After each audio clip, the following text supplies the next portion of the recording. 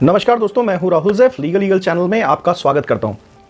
दोस्तों, एक चीज समझ के चलिए कि हर वक्त तलाक से ही ऑप्शन नहीं निकल के आता है, क्योंकि तलाक की जो प्रैक्टिस है ना आपके यहां पर, वो अक्सर ये रहती है कि उसको उलझाने की कोशिश की जाती है, उसके अंदर समस्याएं खड़ी करने की कोशिश की जाती है, यानी कि कुल मिलाकर तलाक लंबे चलते हैं। पर आपकी जरा सी समझदारी, जरा सी कोशिश, जरा सी मेहनत आपको बहुत अच्छे तरीके से इन केसेस से बाहर ला सकती है। यहां तक कि कोई भी केस बाकी नहीं रहेगा और देना लेना भी कुछ नहीं पड़ेगा अगर ये वाला प्रोसीजर आपने अपना लिया और कहीं इसमें बताई गई राय आपके किसी के भी काम आ जाती है केस के अंदर, तो बड़े आराम से आप इन केसेस से बहुत जल्दी फ्री हो सकते हैं और सभी केसेस एक केस से ही आपके सॉल्व हो जाएंगे। आज जो मैं बता रहा हूं इसको ढंग से सुनिए। दोस्तों, डाइवोर्स ही हमेशा एक ऑप्शन नहीं होता है। डाइवोर्स के अलावा आपको ये वाला ऑप्शन जनरली देखने सुनने को मिलता ही नहीं होगा, जबकि ये ऑप्शन है। ये है एक तरीके से शादी को बहुत जल्दी खत्म करने का। कारण क्या है कि आप उतने एजुकेटेड होते ही नहीं है, होना भी नहीं चाहते हैं। कई लोग तो यही सोचते हैं, क्योंकि मेरे पास भी बहुत क्वारीज आती हैं जो लोग सोचते हैं कि कोर्स कर लें, पर फिर उन्हें लगता है क्या फायदा। तो कोई फायदा नहीं है। एजुकेटेड रहने में जितना फायदा है उतना एजुकेटेड होने में नहीं है। कोई फायदा नहीं है, किसी चीज का कोई फायदा नहीं है। नहीं करना चाहिए, मेरे हिसाब से नहीं करना चाहिए।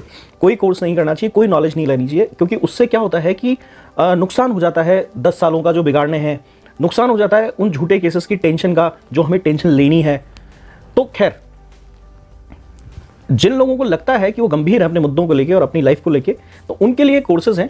क्रैश कोर्स जो है वो एक प्री रिकॉर्डेड वर्जन है। आप डिटेल में जाकर वहां पर अपनी तैयारी खुद कर सकते हैं, वहां खुद ही आपको तैयारी करनी होती है।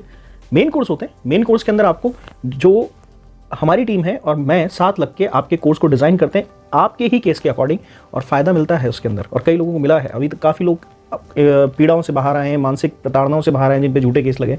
तो ये जो चीज़ें हैं ये आपको बहुत फ़ायदा देती हैं। इसके अलावा अगर आप किसी लीगल रेमेडी को चाहते हैं, बड़ी समस्या में इस वक्त महसूस कर रहे हैं अपने आप को, तो यहाँ लिखे व्हाट्सएप नंबर पे मैसेज कीजिए। सिर्फ मैसेज कीजिएगा, कॉल नहीं पिक किए जाएंगे। मैसेज के बदले में आपको अपॉइंटमेंट मिलेगा। पेड है हमारी कंसल्टेंसी, तो उसी अकॉर्डिंग हम आपको सॉल्यूशन देंगे आफ्टर पेमेंट। दोस्तों, अब मैं सीधी बात करता हूं कि आपको करना क्या है। देखिए, मैं बात कर रहा था आज सेक्शन 12(1) की। इसके अंदर आपको बकायदा अपनी शादी को एक ही झटके में खत्म करने का सॉल्यूशन मिलता है, बशर्ते कि कुछ कंडीशंस जो मैं बताने जा रहा हूं वो कंडीशंस आपके केस में फिट बैठती हो। एक तरीके से अगर वो कंडीशंस फुलफिल हो रही हैं आपके केस में, तो आप मान के चलिए कि आप बड़े आसानी से इन केसेस से निकलने वाले हैं। ध्यान से सुनिएगा, लगातार ये कंडीशंस हैं और काफ़ी लंबी कंडीशंस हैं, 13-14 कंडीशंस हैं, वो आपके काम आने वाली हैं। उसके अलावा भी लास्ट में मैं कुछ बोनस पॉइंट्स भी बताऊंगा कि इस सेक्शन के अलावा जो हिंदू मैरिज एक्ट का जो सेक्शन है, इसके अलावा भी आपको कुछ और रेमेडीज़ भी मिल सकती हैं। देखिए, इसमें सबसे पहला जो तरीका है वो ये है कि किसी भी तरीके का डेटा या इन्फॉर्मेशन जो आपको शादी से पहले दी गई थी, उसमें शादी के बाद अगर कोई गंभीर बदलाव आता है या नई कोई सूचना आपको प्राप्त होती है जो कि कही गई थी उससे बिल्कुल अलग है। जैसे मैं उदाहरण के तौर पे बताता हूँ, कई बार जो पति हैं वो बड़ा चढ़ा के बता देते हैं हमारी जो है क्वालिफिकेशन बहुत ज़्यादा है। लड़कियाँ भी कभी बड़ा चढ़ा के बता देती हैं कि हमारी क्वालिफिकेशन बहुत ज़्यादा है, तो कम निकलती है। या फिर हाइट जो है, उम्र जो है, वो अक्सर लड़के या लड़की गलत बता देते हैं। स्पेशली उम्र का चक्कर है। उम्र या तो कम हो गई, बाल विवाह करवा दिया, छोटी लड़की को बड़ी बताकर शादी करा दी, या फिर लड़के से भी उम्र में बड़ी लड़की से शादी करा दी, या लड़का जो है वो अपने आप को 5 साल छोटा बता रहा है और बाद में शादी करा दी। तो ये जो सब चीज़ें, अगर उन्होंने शादी से पहले ये सब चीज़ें आपके साथ अगर कोई मिसअंडरस्टैंडिंग हो गई है, या आप कन्फ्यूज़ हो गए, या वो बताने से चूक गए, या कोई और के गलत तरीके से आपके पास ये डेटा आ गया और उन्होंने बता दिया है और आपको कन्फर्म हो गया है, तो फिर आप इस पर दावा नहीं कर सकते। सेकेंड की चीज़ ये है, जो मुद्दा बनता है वो ये है कि जबरदस्ती आपकी शादी करा दी। जैसे आपको डरा धमका कर बैठा दिया शादी के मंडप पे कि नहीं शादी करनी पड़ेगी, आपको कहीं उठाकर ले गए, आपके माँ बाप पे दबाव बना दिया, या आपको किसी तरह से ज़बरदस्ती किसी बात के प्रभाव में लेके शादी करा दी। या फिर कई जगह पर यह भी देखने को मिला है कि आजकल कुछ लड़कियां एक दूसरे पे किसी कानूनी पेचीदगियों में फंसा देते हैं। जैसे लड़कियां 376 का मुकदमा शादी करने के लिए लड़के पे प्रेशर बनाने के लिए डाल देती है, लड़का शादी करने के लिए जो है उससे शादी कर लेता है क्योंकि वो मुकदमा लगा के और फिर उसमें गई है। तो उस वजह से जो अनलमेंट ऑफ मैरिज है, शून्यकरण जो है, विवाह शून्यकरण जो है, वो वहां लागू हो सकता है, बशर्ते कि वो साबित करने में किसी तरह से सफल हो। कौन? लड़का। दूसरी चीज, अगर आपकी जो पत्नी है या आपके जो पति हैं, उन्होंने शादी से पहले ये बात छिपाई है कि वो मैरिड है, ध्यान रखिएगा, वो मैरिड है और वो नहीं बताया, दोनों स्थिति में गंभीर है स्थिति। या तो वो बाइगमी के शिकार है, यानी कि उन्होंने दूसरी शादी कर ली और पहली शादी में तलाक नहीं लिया, तो एक ही बार में ही शादी नल एंड वाइड हो जाएगी। दूसरी चीज़ कि उन्होंने शादी कर रखी थी, तलाक ले लिया और आपको ये बताया, जो कि फर्स्ट कंडीशन भी हमारी थी डेटा वाली, कि अपनी डिटेल या डेटा छिपाया, आपको बताया नहीं कि वो तलाकशुदा थे। बाद में आपको किसी सोर्स से पता लगा कि वो तलाकशुदा थे और उस स्थिति में आपने क्या किया, आपने उसका रिकॉर्ड निकाला और कोर्ट के सामने पेश कर दिया, तो आपको रिजल्ट आ गया। तो इस तरह से दो तरीके से मैरिज होने का अगर कोई फैक्ट छिपाया गया है और बाद में आपको पता लगता है, कोर्ट में आप साबित कर देते हैं, तो आपको फायदा मिलता है। चौथा पॉइंट ये है कि आपके दोनों पति पत्नियों की चाइल्ड मैरिज करा दी गई, बाल विवाह करा दिया गया। तो बाल विवाह भी एक तरीके से नल एंड वॉइड माना जाता है। किसी भी सूरत में पत्नी को पत्नी नहीं माना जाएगा, पति को पति नहीं माना जाएगा। आपका जो ब्लड रिलेशनशिप है, जो आप दोनों के बीच में मान लीजिए शादी हो गई, कभी जानते हो पूछते शादी कर ली, या फिर आपने क्या है कि दोनों ने शादी कर ली और बाद में आपको पता लगा कि आप रिश्तेदारी में हैं। कई बार अनजाने में, कई बार ऐसी शादियों के इंसिडेंट्स भी हुए कि पता लगा, कई बार ऐसा होता है एक चाचा बहुत टाइम से दूर रह रहा होता है और कभी वो आके मिला ही नहीं है कोई रिश्तेदार आपका, और बाद में आपने डायरेक्ट जाके उनसे रिश्ते की बात की और किसी तरह से वो रिश्ते की पहचान नहीं हो पाया, जल्दबाजी में वो शादी हो गई और बाद में पता लगा वो ब्लड रिलेशन है, तो वो डायरेक्ट नल एंड वॉइड मानी जाएगी।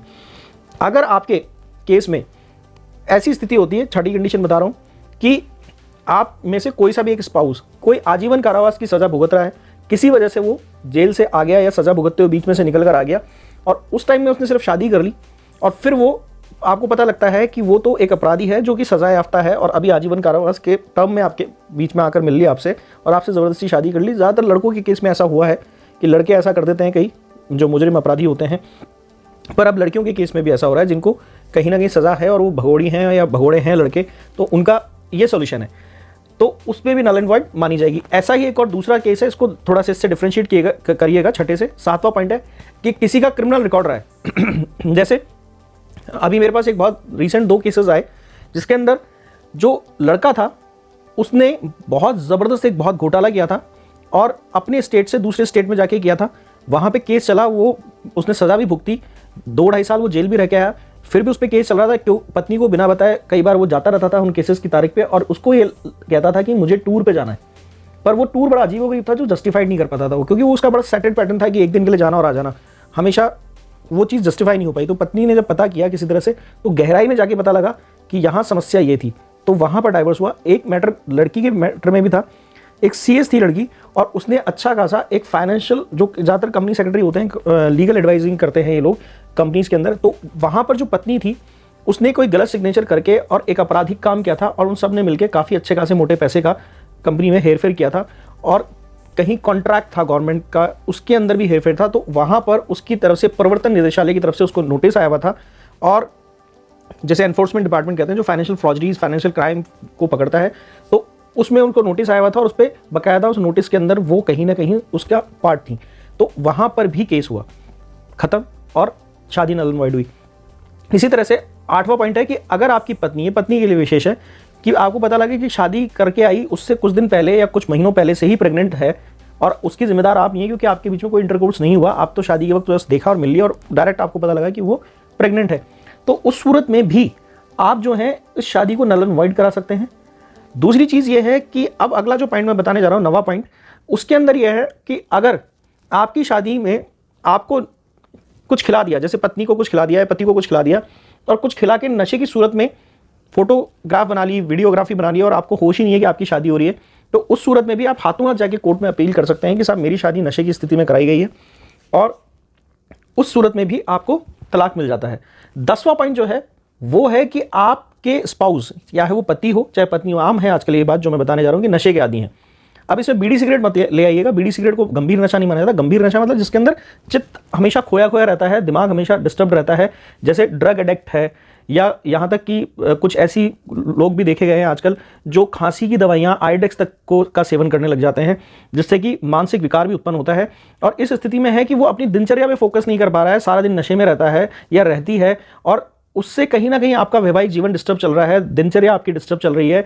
तो अगर आप उसे साबित कर सकते हैं तो उस लेवल का। अब देखिए शराब में भी कई लोग क्या करते हैं, खासतौर से पत्नियां क्या करती हैं, गलती कर देती हैं, पत्नियों को गाइड कर रहा हूं मैं, ऐसे गलती मत कीजिए। अगर आपका हस्बैंड सोशल ड्रिंकर है, जो कभी कभार पीता है, ओकेजनली पीता है, या पीता भी है तो एक आध पैक पी के बाद, या आपकी पत्नी भी एक आध पैक पीने के बाद बस अपने आप में रहते हैं, कोई उन्होंने हंगामा नहीं किया होता, अड़ोसी पड़ोसियों को कभी परेशान नहीं किया, या कोई सोशल उनका जो है ईवल बाहर निकल के नहीं आया, कोई समस्या नहीं हुई, कोई क्राइम नहीं हुआ, तो वो नशा नहीं माना जाता।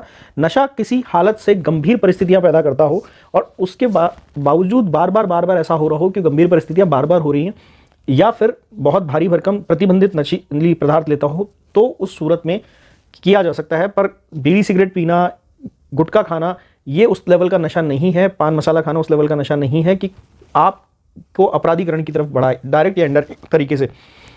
11वां पॉइंट ये कहता है कि कोई गंभीर बीमारी हो, जैसे एड्स है या कोई इन्फेक्शन है बॉडी के अंदर, जिससे कि एक बॉडी से दूसरी बॉडी में कम्यूटिंग डिजीज जो होती हैं, कम्युनिकेबल जो डिजीज होती हैं, उनका जो असर आपकी बॉडी से निकल के अपने स्पाउस की बॉडी में आ सकता है, उनकी बॉडी से निकल के आपकी बॉडी में आ सकता है। गंभीर है ना, किसी तरह का मुंह में इन्फेक्शन है, क्योंकि अक्सर दोनों पति पत्नी के बीच में कहीं भी किसी इंटीमेशन वाले टाइम पे ये चीज़ें इतनी नज़दीक हो जाती हैं कि अक्सर इन्फेक्शन होने के चांसेस होते हैं। तो ऐसी समस्याओं को, यहाँ तक कि मिर्गी की जो प्रॉब्लम है, कोढ़ की जो प्रॉब्लम है, उनके लिए भी आप कर सकते हैं। इसके अलावा 12वां पॉइंट है कि किसी तरीके की मानसिक विकृति है। मानसिक विकृति मतलब कि ऐसी परिस्थिति जिसकी वजह से बहुत ज़्यादा गंभीर रूप से करीब 40 से 45% अगर आप चेकअप करवाएं तो 40 से 45% अगर आपका स्पाउस डिस्टर्ब है, तो उस सूरत में वो मानसिक विकार के रूप में माना जाएगा, मेंटली डिस्टर्ब, और उसको चैलेंज किया जा सकता है कोर्ट के अंदर। अगर वो अटैकिंग हो जाते हैं, जैसे कुछ सिंड्रोम्स होते हैं जिनमें अटैकिंग हो जाते हैं, कुछ सिंड्रोम्स ऐसे होते हैं जिनमें एकदम से बैठे बैठे आदमी जो है वो अपनी अवस्था खो देता है, या फिर कई बार एक लंबे टाइम के लिए अपनी याददाश्त भूल जाता है। तो ऐसी जो मानसिक गंभीर बीमारियां होती हैं, आक्रामक होना, बहुत ज़्यादा दिनों तक अपने आप को परेशान करना, बार बार घर छोड़ के निकल जाना, ये भी एक मानसिक बीमारी है कि कई बार घर छोड़ के बार बार भाग जाते हैं, उनको ढूंढ के लाना, परेशान होना, और मतलब ये एक अपने आप में बहुत बड़ी मानसिक विकृति के रूप में माना जाता है। तो ये मत सोचिए कि जो स्पाउस जो हैं, जो आपको अटैक कर रहे हैं, सुसाइड की बार बार धमकी दे रहे हैं, सुसाइड करने की कोशिश कर रहे हैं, ये सब मानसिक विकृति में आता है। तो ये भी एक तरीके से आधार बनाता है एनलमेंट ऑफ मैरिज का।